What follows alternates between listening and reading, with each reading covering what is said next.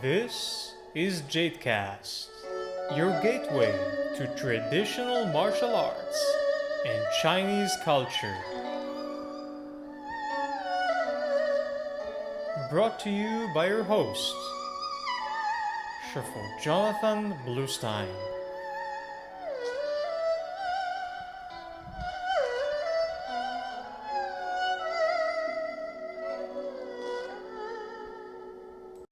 Welcome back to JadeCast. Thank you for being here once more. So today I would like to speak with you about avoiding knee injuries, which are unfortunately quite common in martial arts practice. So first of all, if you practice with shoes, then it's very important to choose the right type of shoe. For that, you ought to be listening to lecture number 3 on JadeCast, which concerns the right types of shoes for martial arts practice. Now, beyond shoes, there are several other issues that we can discuss. So, first of all, there's a myth going around that you cannot let your knee go past your toes, else you're going to get knee injuries. This is related to another myth that was prevalent in the 1960s, 70s, I think all the way to the 1990s of the previous century, that if you squat in the gym with heavy weights, then you cannot go past your toes. And while it's true for a certain minority of people that this could, to a certain extent, endanger the health of their knees, for the vast majority of individuals, it is not an issue. It's really a non-issue. And in the martial arts, for countless centuries, people have been going with their knees past their toes. Everything is fine. Again, there are always exceptions, but overall, this is not a problem. What's really a problem for knee health is not going with the knees past the toes, but going with the knees to the sides of the toes. And what I mean by that is that to sustain knee health, what is really important is that you keep your knee roughly aligned above your foot and your toes. If your knee wobbles and goes sideways to the side of your foot, either left or right, this most certainly endangers the health of your knee or knees.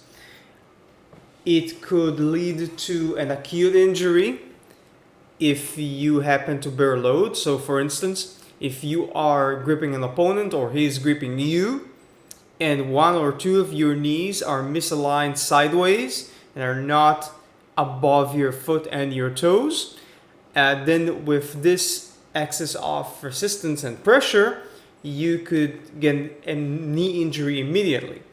Otherwise, if there is not a lot of pressure, this could, over time, and I'm talking about months and years here, develop to chronic knee injuries to the point of actually having to replace one's knees, which happens to some martial artists after 10 or 20 or 30 years of incorrect knee alignment. Even martial arts masters get that just because they have this issue that has been going on for a very long time and they didn't take care of it. It's not really difficult to take care of this. It's just a matter of attention. Now, at times it happens that the knees tend to wobble, which is not good. They need to be stable and go sideways because of some muscular imbalance or muscular weakness, and that too has to be addressed, but that's not specifically knee related, right? Another issue that I see often happens is when you have an insufficiently flexible hip. The musculature that goes around the hip joints, the gluteus maximus, gluteus minimus, sometimes some measure of inflexibility in your hamstrings, in your quadriceps.